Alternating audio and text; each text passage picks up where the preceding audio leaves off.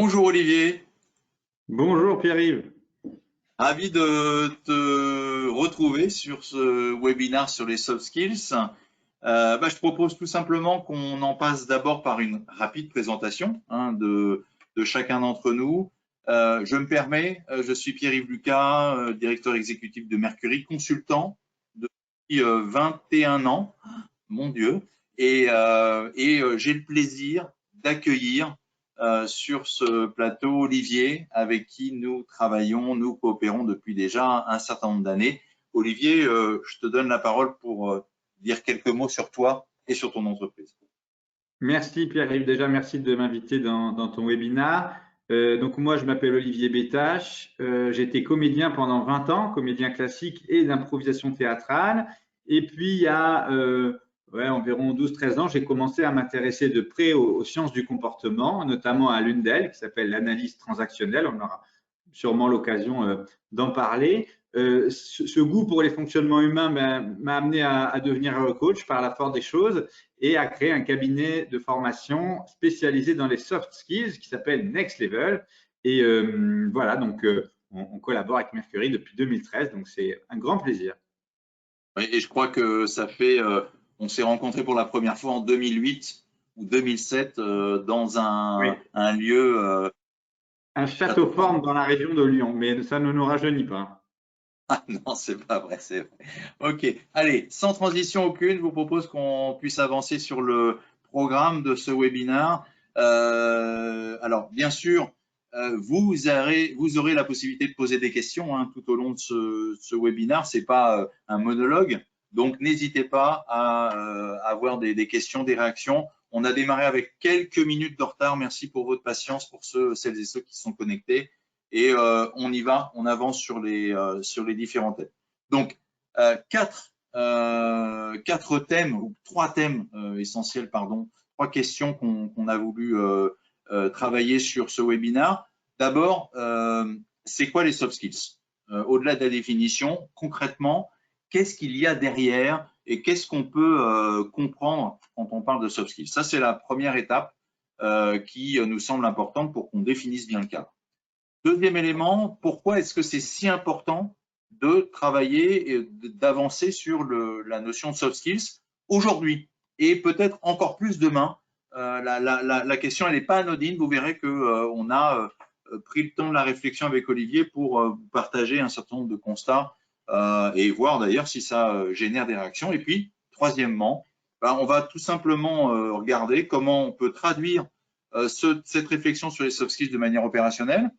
On va s'appuyer sur une vidéo, on va échanger autour d'exemples qu'on a au sein de Mercury, au sein de Next Level, et puis là encore, vous donner l'opportunité de mieux appréhender comment faire monter en puissance vos collaborateurs ou vous-même sur la dimension soft skills. Olivier, est-ce que tu es prêt? Je suis au taquet, Pierre-Yves. Eh ben, c'est super. Allez, on démarre à fond. Notre approche des soft skills, et on va commencer par la première question sur laquelle j'aurais aimé avoir ton éclairage.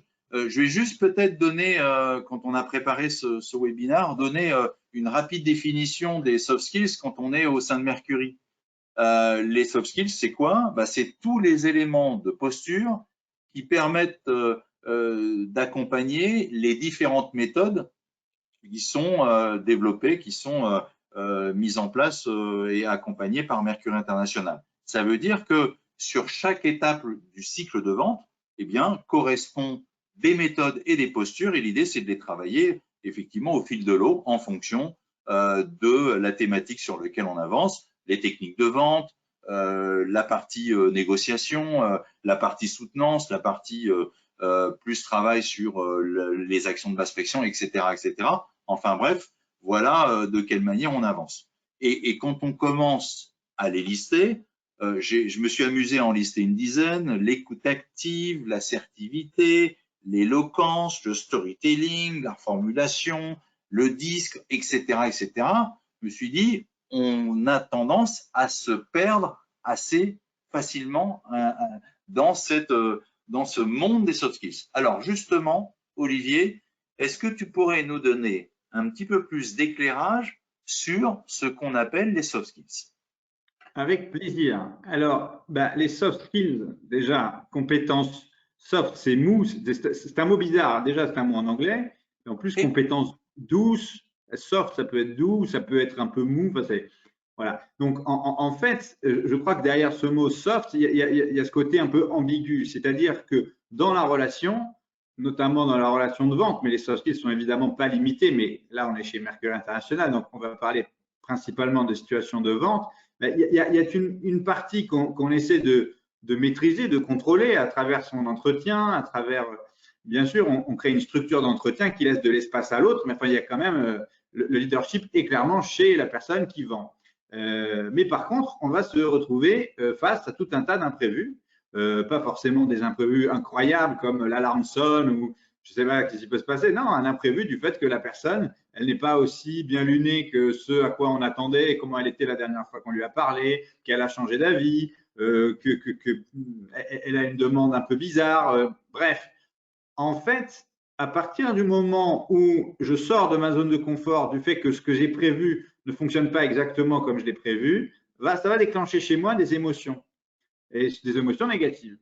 Et c'est à ce moment-là que les soft skills prennent le relais. En fait, c'est en gros les soft skills, ce sont toutes les qualités qui ont pour dénominateur commun cette capacité de rester calme dans l'urgence, décontracté en dehors de la zone de confort pour agir avec précision, efficacité et charisme, si on peut, répartis dans des situations imprévues. Et donc, effectivement, tu les as cités.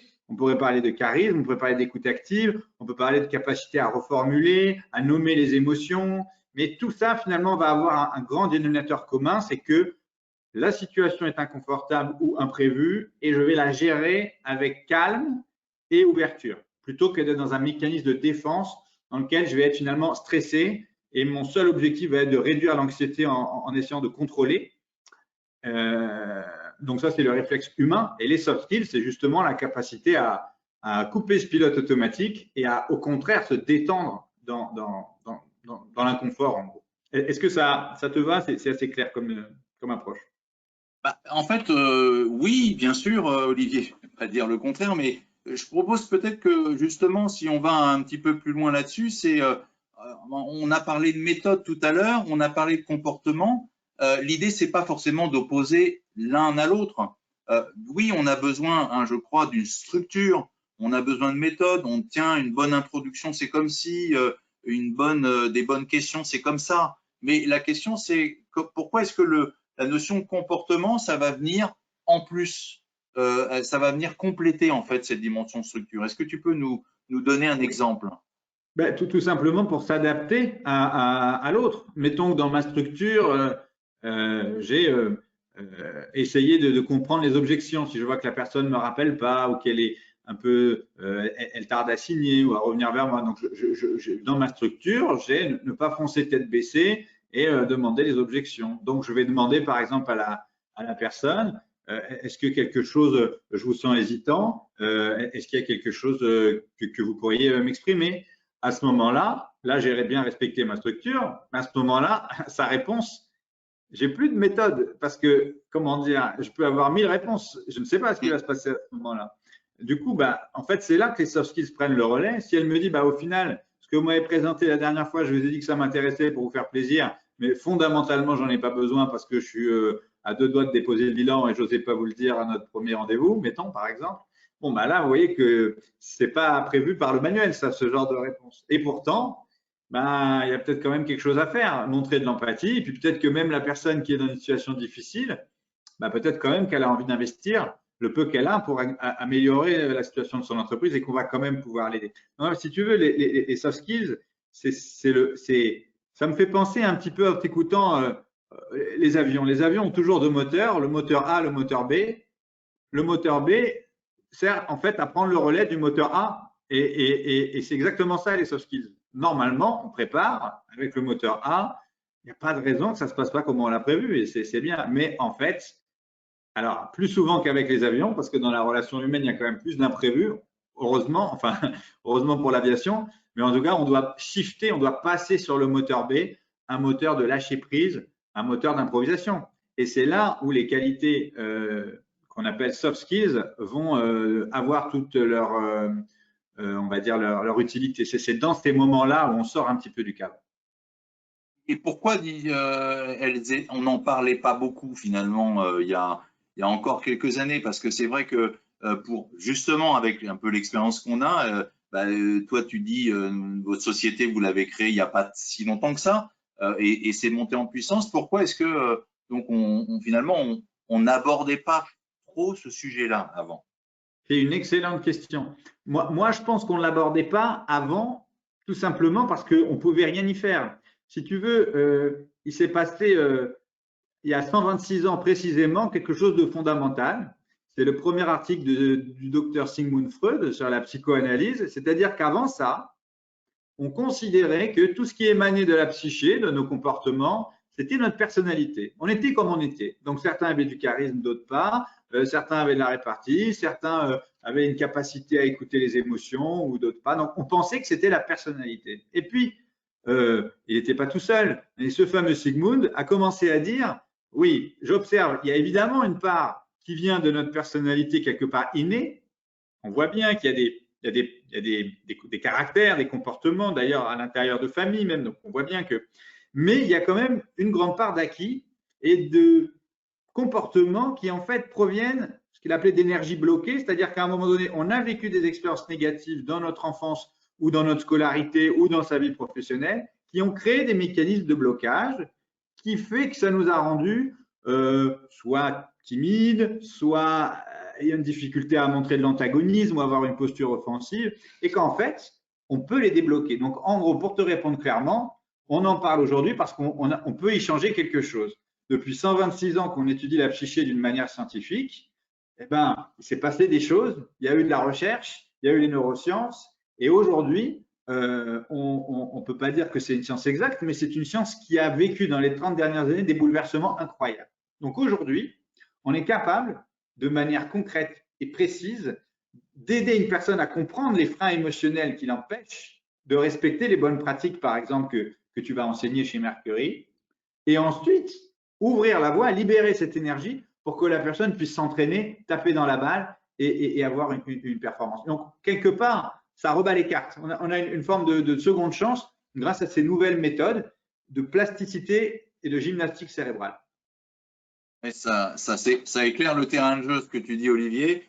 Dernièrement, j'avais entendu parler aussi d'une anecdote de Marston, je crois, qui avait enfermé des personnes dans un cinéma et qui avait observé, qui avait coupé le film au milieu et qui avait observé les réactions des personnes qui assistaient et que ça avait comme ça permis finalement de mettre des noms sur les comportements, sur les réactions. Donc derrière ça, le modèle disque dominant, l'influent, etc., etc. Enfin bref, ça aussi, ça fait sens. C'est-à-dire que tout ce travail de professionnels sur la neuroscience, ça commence à permettre de décoder finalement ces éléments et donc de donner des points de repère finalement, comme la méthode, de donner des points de repère en matière de comportement.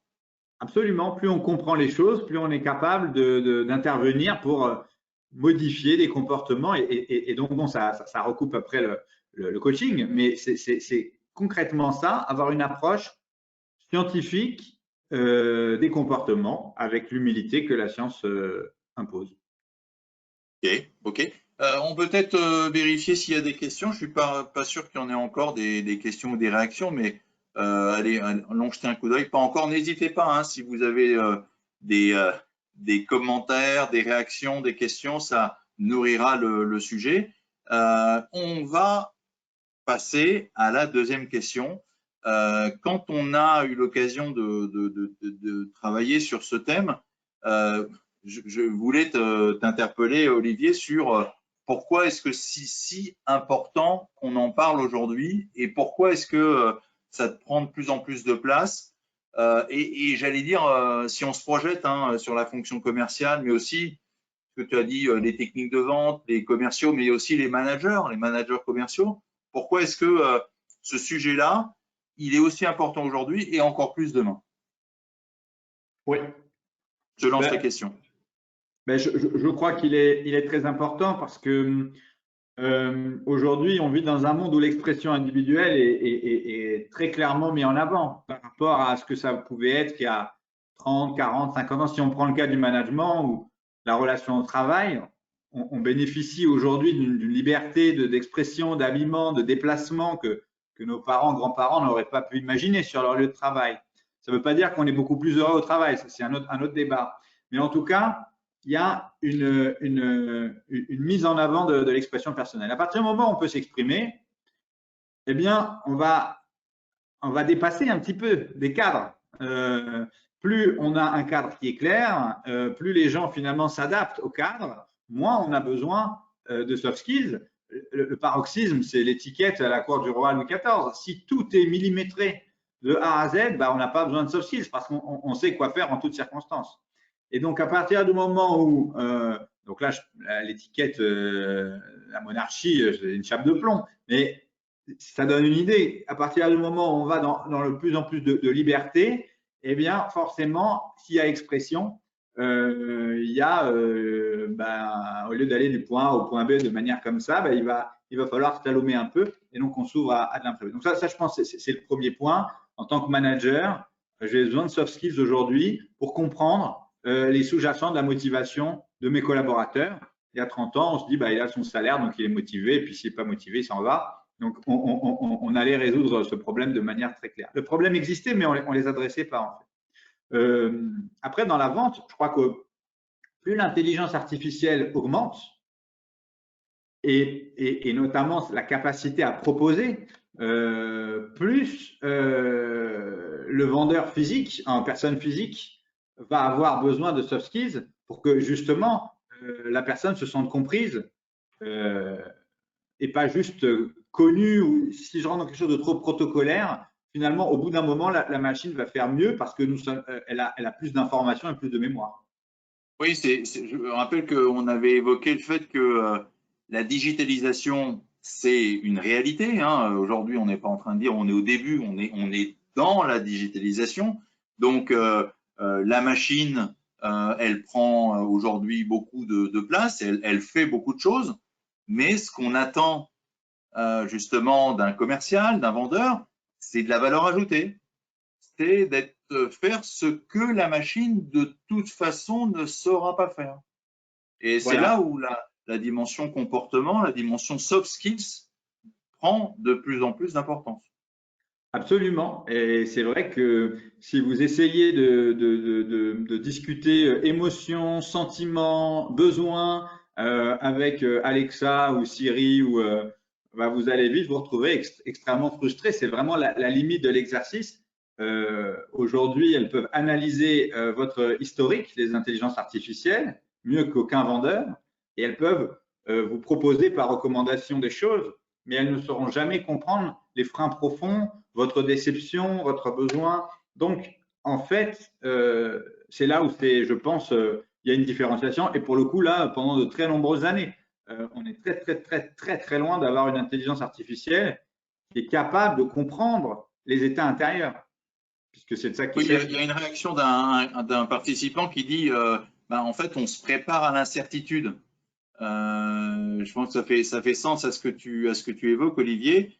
Finalement, il y a plein de choses que la machine ne peut pas savoir, mais que d'ailleurs l'humain aussi. Mais l'idée, c'est d'être capable de se dire, tiens, cette dose d'incertitude, je vais tout de même avoir une forme d'anticipation. Oui, exactement. C'est de se dire, si j'ai cette capacité d'écoute, de reformulation, de vraiment comprendre pour apporter une vraie vente de valeur, je sais que la machine mettra des décennies avant de faire ça. Et pour le coup, il n'y a aucune étude en intelligence artificielle, même très avancée, qui se rapproche de cette capacité conversationnelle émotionnelle. On se rapproche de la conversation sur un plan rationnel, mais sur les émotions, on en est très loin. Donc oui, ça donne quelque. Moi, je vais donner un exemple très concret. Je viens d'avoir un nouvel enfant. Je cherche à agrandir ma maison, enfin à acheter plus grand. Eh ben, sur le marché de l'immobilier, il y a énormément d'apps d'intelligence artificielle, mais personne qui peut écouter, à part un humain, réellement mon besoin, là où est mon travail, au travail de mon épouse, l'école de mes enfants, mes moyens financiers pour pouvoir prendre une carte d'Île-de-France, parce que c'est là que je vis, et me dire, bon, bah, est-ce que tu as pensé à telle ville? Aujourd'hui, il y a qu'un humain qui connaît très bien l'Île-de-France ou qui pourrait faire les recherches, mais qui m'écouterait de manière précise. Aucune machine ne peut faire ça. C'est pour donner un exemple qui pour moi, est d'actualité. Oui, ça veut dire que aujourd'hui, on avance sur le chemin de la neuroscience. Donc, on détecte, on arrive à avoir des définitions de plus en plus précises si j'entends bien ce que tu dis, Olivier, de la manière dont on va pouvoir justement appréhender le comportement de l'autre, s'adapter à son comportement et à adopter le bon comportement. Et en fait, c'est pour ça que ça devient, finalement, c'est un sujet qui prend de plus en plus d'espace et qui est de plus en plus intéressant. Oui, parce qu'à partir du moment où une personne se sent comprise, elle sait, vous avez un avantage concurrentiel extrêmement fort, elle n'ira pas voir ailleurs, sauf si après elle est déçue, mais elle se sent comprise, ça a énormément de valeur. Et une question qui est arrivée, alors je ne sais pas si on va la traiter maintenant, c'est comment je peux utiliser mes soft skills pour comprendre la motivation de mes managers. Hein, peut-être aussi, allons sur cette question, si Olivier, tu peux déjà donner peut-être un point d'éclairage là-dessus. De manière rapide, on sait, peut-être, vous avez entendu parler, Alexandra qui pose la question, parler de la pyramide de Maslow qui séquence les différents besoins par ordre d'importance. Donc, à l'époque, on y mettait les besoins physiologiques tout en bas, manger, boire, dormir, et puis juste au-dessus, les besoins psychologiques et ça montait. Aujourd'hui, on présente les choses différemment. Il y a 3 besoins psychologiques qu'on met au même niveau que les besoins physiologiques, c'est-à-dire qui sont des besoins de base.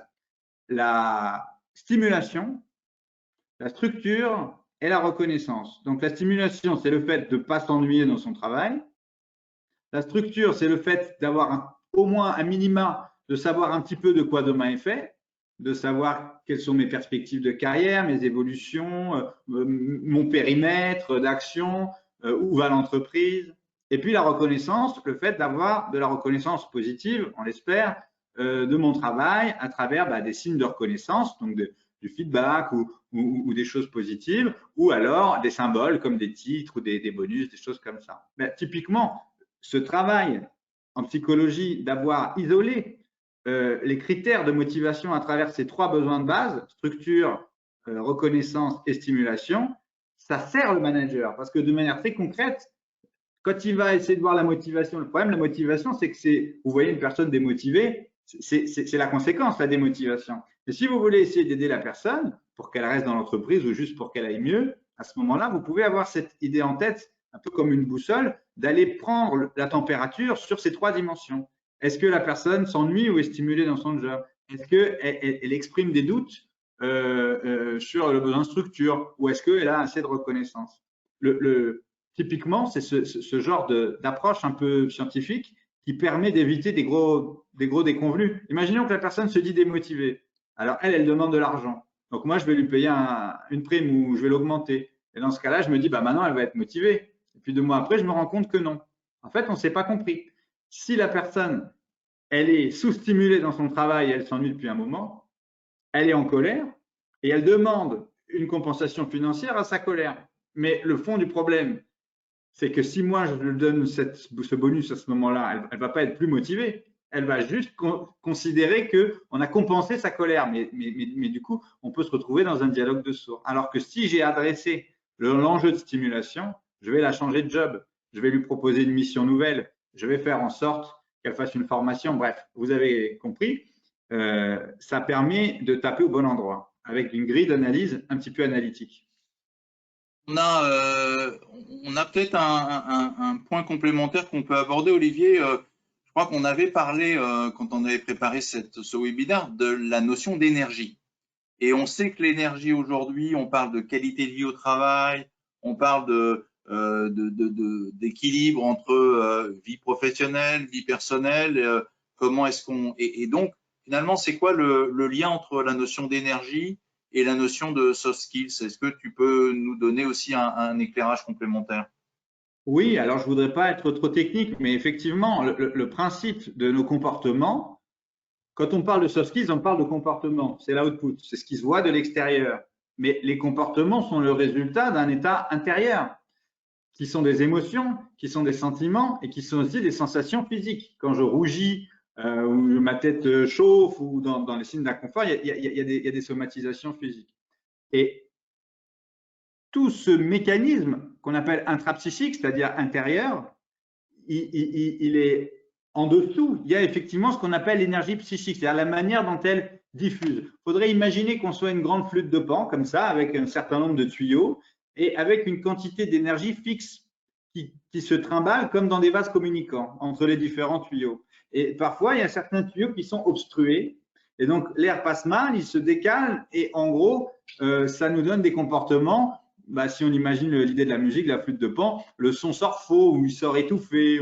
Et puis parfois, au contraire, l'énergie circule bien et du coup, c'est limpide. Donc, l'idée, c'est que quand on travaille sur les soft skills, on travaille sur les comportements, bien sûr, mais on sait que derrière, il y a tout le mental, en gros, pour faire simple, de ce que vit la personne. Mais encore derrière, il y a cette notion de où est-ce qu'elle alloue l'énergie.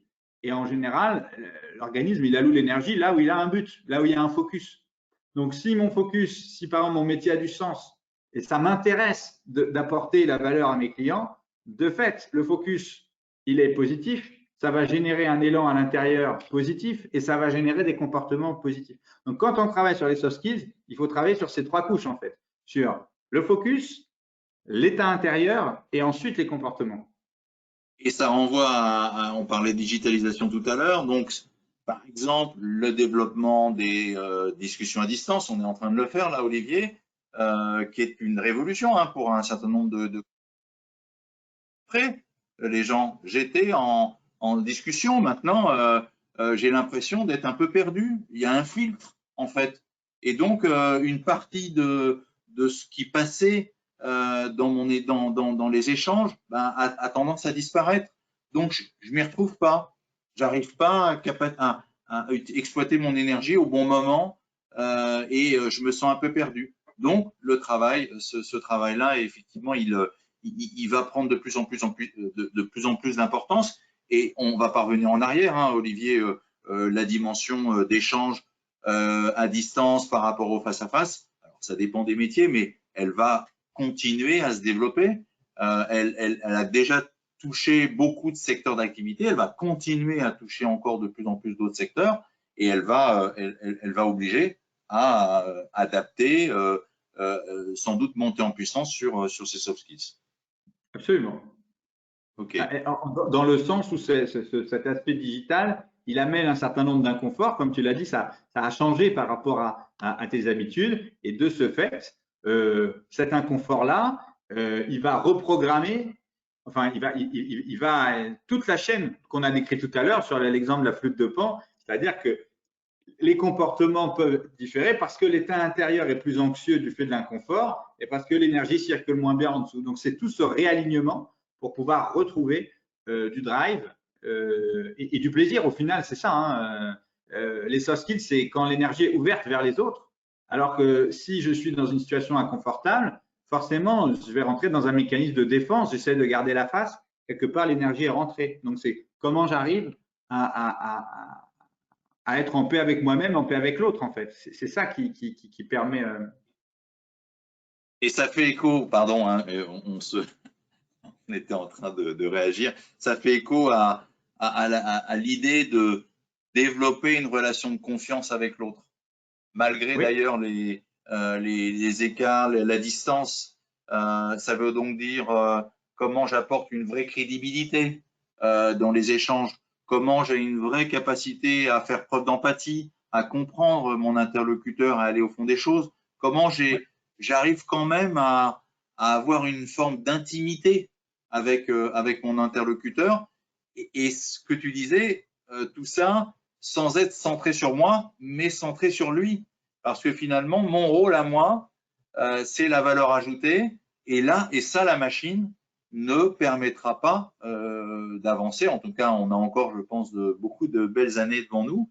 Et cette idée, c'est développer une relation de confiance, être capable de monter en puissance, continuer à monter en puissance pour être perçu comme un acteur à très forte valeur ajoutée. Je rebondis sur un commentaire de Sylvain qui parle de Nietzsche et je suis absolument d'accord. Nietzsche a largement inspiré Freud en ce sens que il a été l'un des premiers à théoriser les moteurs profonds, le sens de la vie, le fait que même dans l'adversité, on arrive à avoir un sens profond. En ce sens, il a inspiré Freud et surtout Viktor Frankl, un des premiers élèves de Freud, qui a totalement repris Nietzsche pour créer l'école de la logothérapie, c'est-à-dire l'école du sens, pour théoriser cette notion de sens. Donc, je suis tout à fait d'accord avec Sylvain. Waouh, ok. Merci Olivier. On voit que c'est un sujet qui est inépuisable. On pourrait passer des heures à échanger autour de tout ce qui a été fait et qui nourrit comme ça l'intérêt de cette thématique. Ce que je propose, Olivier, peut-être, c'est qu'on puisse voir comment est-ce qu'on peut traduire cet accompagnement sur les soft skills de manière concrète. Alors, pour ce faire, on a sélectionné une petite vidéo. Donc, je vais vous proposer de visionner, qu'on visionne tous ensemble cette vidéo. Et puis après, il y aura le débriefing côté méthode, côté structure. Et puis, il y aura le débriefing côté comportement. Allez, on se donne rendez-vous dans quelques secondes.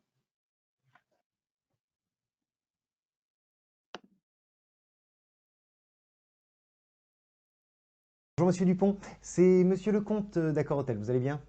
Oui, merci, et vous? Très bien, je vous remercie. Je ne vous dérange pas? Vous savez, je n'ai pas beaucoup de temps. Ah, écoutez, ça ne prendra que quelques secondes. Je voulais juste savoir si vous aviez eu le temps de jeter un coup d'œil sur mon devis.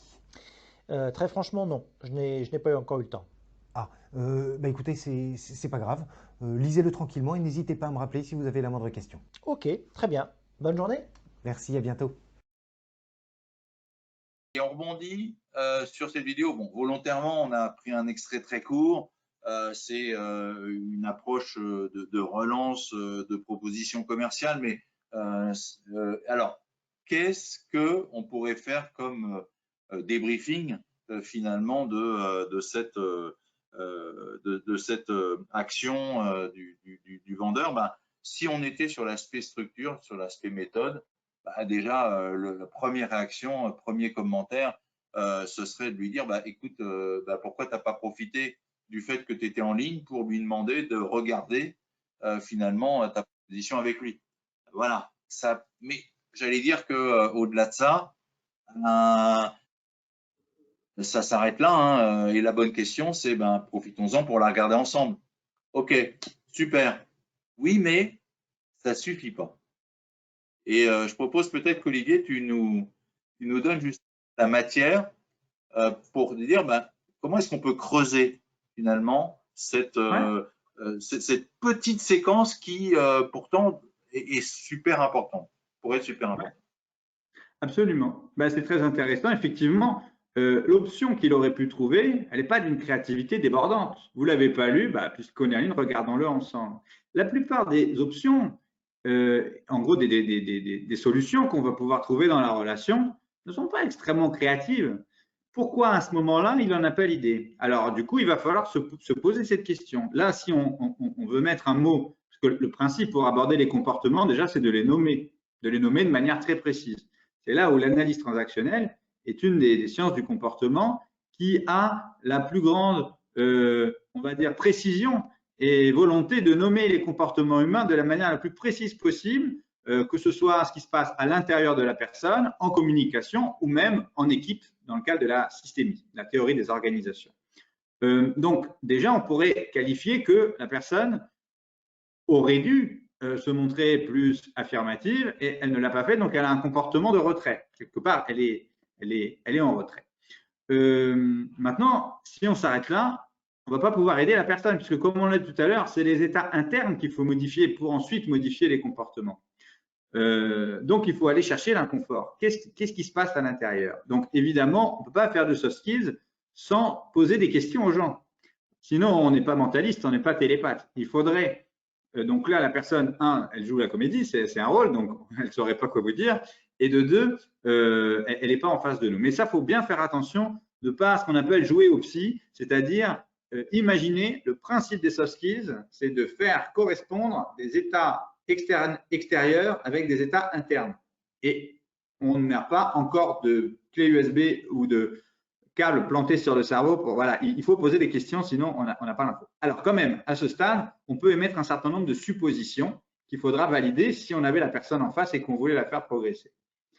Ce qu'elle fait, le retrait, c'est un des 4 comportements passifs. Elle a l'air relativement passive. Alors vous me direz, elle fait des choses puisqu'elle parle, et... oui, mais elle fait les choses en pilote automatique, puisque justement, c'est comme si elle se laissait un peu prendre en charge par les choses, par la vie. On imagine qu'elle a une liste de relance et qu'elle s'est dit, allez, 14h12, je vais me mettre à faire ma relance, et quelque part, elle enquille. À ce moment-là, son focus, c'est-à-dire son but principal, n'est peut-être pas de réussir ses ventes, mais tout simplement de cocher la case « j'ai fait mes relances ». En ce sens-là, son but est d'être un bon élève, donc d'être adapté à son propre employeur qui lui demande de faire des relances. Par cette posture de bon élève à son propre employeur, elle est dans le pilote automatique et elle va reproduire une posture de bon élève avec son client. Et on voit que là, au niveau observable, comportemental, dès le début, oui, excusez-moi de vous déranger, ah, vous ne l'avez pas lu, ah, c'est pas grave, elle s'amoindrit. Donc là aussi, on a un outil en analyse transactionnelle, et je sais que vous l'utilisez chez Mercury International aussi, qui s'appelle les positions de vie, dans lequel on va nommer la position que l'un prend par rapport à l'autre. Donc là, sa position est moins plus. Le premier chiffre, enfin le premier signe, c'est la valeur qu'elle s'accorde à elle-même, et le deuxième, c'est la valeur qu'elle accorde à l'autre. Donc là, elle se met en moins plus. Elle s'accorde très peu de valeur. Excusez-moi de vous déranger, elle s'excuse. Et puis, par contre, elle accorde beaucoup de valeur à l'autre. Ah, vous n'avez pas le temps, on ne va pas vous déranger. Donc, par cette posture moins plus, en fait, elle se laisse un petit peu de manière passive, trimballée par le client. Et donc, à ce moment-là, quand on est passif, voilà, on s'en remet un peu au cosmos. Ça peut bien marcher, le client dit oui, j'ai lu, c'est magnifique. Et puis, il peut dire non, ça ne m'intéresse pas. C'est-à-dire qu'elle n'est plus vraiment acteur. Tout ça parce qu'à la base, il est probable, mais il faudrait l'interroger, qu'elle ne s'est pas mise dans le bon mindset pour aller décrocher des ventes, mais elle s'est plutôt mise dans une posture bon élève pour faire ses devoirs. Voilà ce qu'on pourrait dire. Et si on voulait faire travailler cette personne, déjà, il faudrait qualifier que le diagnostic est bon, sinon on tomberait à côté, c'est peut-être autre chose. L'observation directe ne suffit pas. C'est pour ça qu'il faudrait lui poser des questions. Et si jamais c'était ça, il faudrait créer avec lui une routine mentale pour faire de chaque appel une nouvelle chose. Moi, j'étais comédien pendant 20 ans, comme je vous l'ai dit. Quand on joue la même pièce des mois de suite et parfois plusieurs fois dans la même journée, il faut être capable, quand le rideau s'ouvre, à allumer la mèche. Et donc, c'est typiquement ce genre de technique qu'on aurait pu lui enseigner. Et c'est là qu'on va parler de préparation psychologique, pas seulement de préparation matérielle. On voit bien que j'arrive dans une posture et avec un état d'esprit gagnant, forcément, je peux me donner plus de chance. La question, c'est comment j'arrive avec un état d'esprit gagnant. Voilà, donc par exemple, de manière très concrète, une chose qu'on peut enseigner dans les formations qu'on co-anime avec vous, Mercury, c'est d'avoir le triptyque des 3 choses à faire. Point B, structure, lâcher prise. Donc le point B, c'est le fait d'avant de rentrer dans une réunion, être capable de dire, ou un appel, en moins de 10 mots, qu'est-ce que je veux obtenir. Là, déjà, ça va me donner du drive. Qu'est-ce que je veux obtenir de cette interaction, aussi courte soit-elle. Le deuxième, c'est la structure, comment je vais m'y prendre. Donc, je prépare quelque chose. Et le troisième, c'est le lâcher-prise. Je m'attends à ce que j'ai préparé ne se passe pas comme prévu et je le vis bien. C'est-à-dire, je ne suis pas en mode « ouh là là », je ne prépare pas pour être prêt en fait. Je prépare pour être détendu. Et puis, si jamais ça se passe comme prévu, tant mieux. Puis, si ça ne se passe pas comme prévu, ce n'est pas grave. Ça va apporter un peu de stimulation, de sel. Donc, ça, c'est quelque chose de très simple qu'on peut faire avant chaque entretien, chaque interaction. Quel est mon point B? Quelle est ma structure? Et là, plus j'ai d'outils grâce à Mercury, mieux je me porte parce que j'ai une structure la plus qualitative, la plus adaptée possible. Et enfin, le rideau s'ouvre, comme je dis, je lâche prise et une partie est une partie. On verra bien comment on la joue.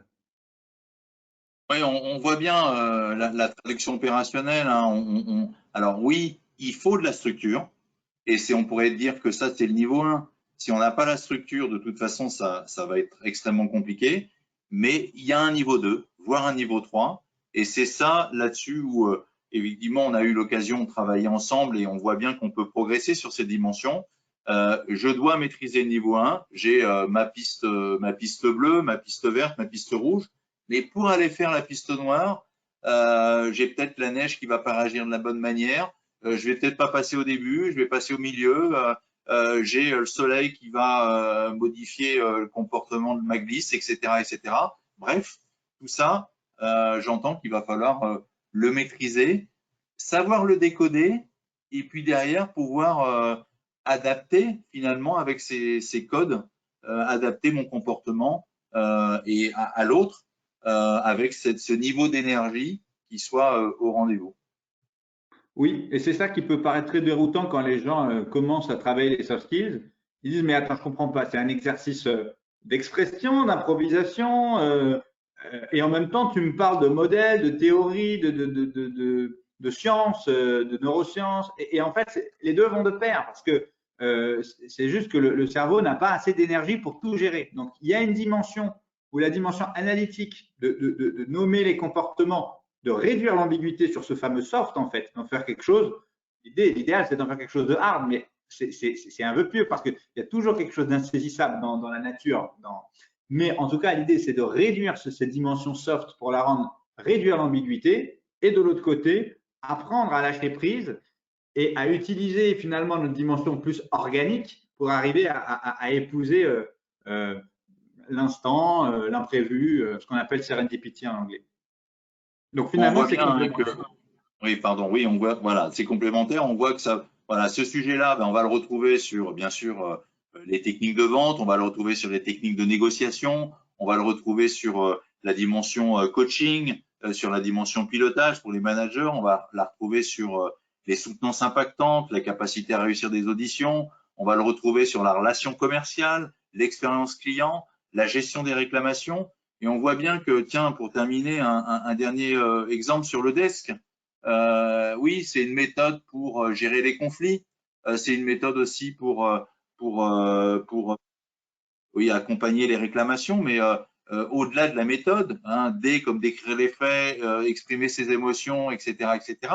Concrètement, comment j'arrive à exploiter finement cette approche desk? Là encore, les soft skills viennent nourrir le collaborateur, peuvent nourrir le collaborateur dans la capacité qu'il aura à le faire avec efficacité.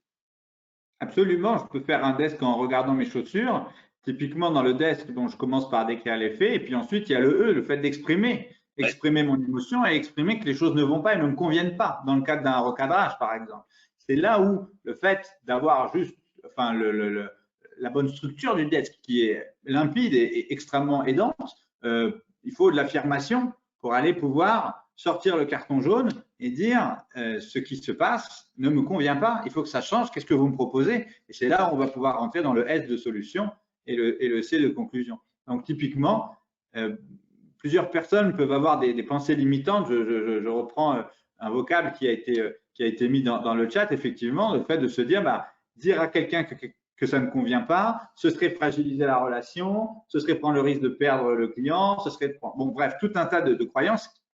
Pour travailler les soft skills et donc permettre d'avoir un desk efficace, il faut aller creuser le monde intérieur. En fait, voilà, c'est exactement ça. Comprendre le monde intérieur avec le niveau de profondeur qui est cohérent avec le temps qu'on a et le fait d'être en individuel ou en groupe. Dans le cadre d'un coaching individuel, là, on a tout le loisir de creuser. Dans un groupe, on va rester dans un niveau de superficialité plus grand, mais néanmoins, on a d'excellentes techniques pour aborder la notion de croyance et de mental sans mettre en danger les gens, sans aller leur faire raconter des trucs sur leur enfance ou quoi. On arrive à faire ça dans un environnement extrêmement safe pour peu que les personnes présentes aient compris que le cerveau est plastique et qu'on peut l'améliorer. C'est un organe comme un autre en fait. Et que du coup, en découvrant de manière un petit peu plus claire ce qui s'y passe, on peut réussir à débloquer des choses et à augmenter les comportements de manière mécanique, quoi. C'est passionnant. Alors, on pourrait effectivement continuer. On en arrive à la conclusion hein, de ce webinaire, Olivier. Je me rappelle qu'on s'était dit peut-être qu'on pouvait partager des éléments autour du métaphore sur les arts martiaux. Alors, j'avoue que voilà, je te laisse peut-être plutôt l'expliquer un peu comme en conclusion de ce qu'on a pu se dire là sur l'heure qui vient de passer. Oui, ah bah, en fait, c'était une chose que j'avais lue dans un livre de management et qui s'applique aux arts martiaux.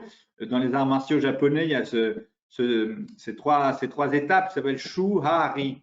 Donc, je voudrais, s'il y a des gens qui sont spécialistes d'arts martiaux, je ne voudrais pas du tout faire d'impair avec ça, mais si j'ai bien compris, le Shu, c'est vraiment la première étape, c'est la maîtrise de la méthode. En gros, dans les arts martiaux, on a un maître et puis on écoute ce que nous dit le maître et avant de poser des questions, de réinventer la poudre, on fait ça. Donc, c'est le chou. Ensuite, on a le A, donc c'est le moment où on commence à prendre un peu de liberté par rapport aux règles, un peu de lâcher prise pour adapter en fonction des situations. Donc, la règle reste consciente, mais on arrive à faire quelques exceptions. Donc, ça ressemble à peu près à ce qu'on s'est dit sur le moteur A, le moteur B de l'avion. Et puis enfin, le RI, c'est il n'y a plus de règles, c'est-à-dire qu'en fait, il y a des règles, mais elles sont finalement, on devient compétent sans en avoir.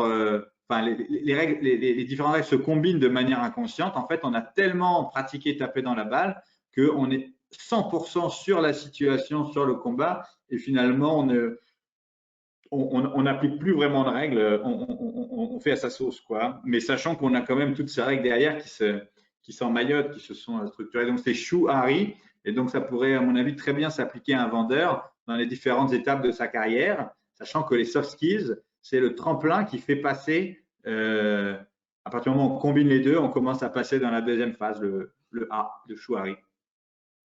Voilà, bah, ce serait presque le mot de la fin. Alors, il y a peut-être juste un message complémentaire et des questions qu'on va encore avoir. Alors, je regarde l'écran s'il y a des questions qui sont…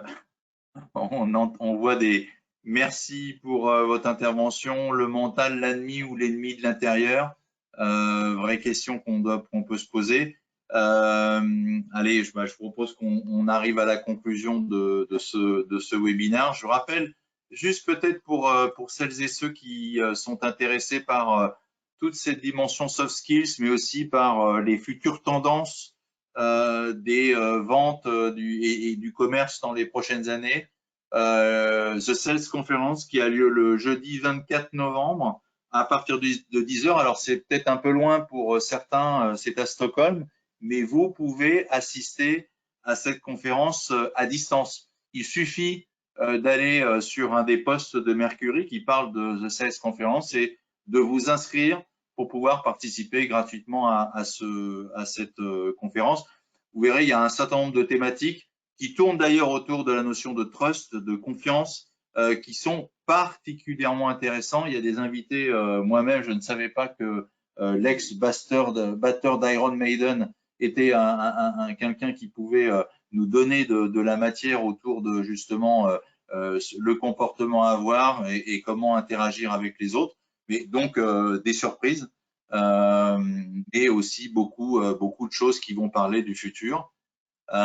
Olivier, je ne peux que te remercier hein, de tout l'échange, toute la valeur ajoutée qu'on a pu entendre tout au long de ce webinaire. Vous avez devant vous des logos, des QR codes pour vous connecter sur les profils des uns et des autres, sur la société Next Level, sur Mercury.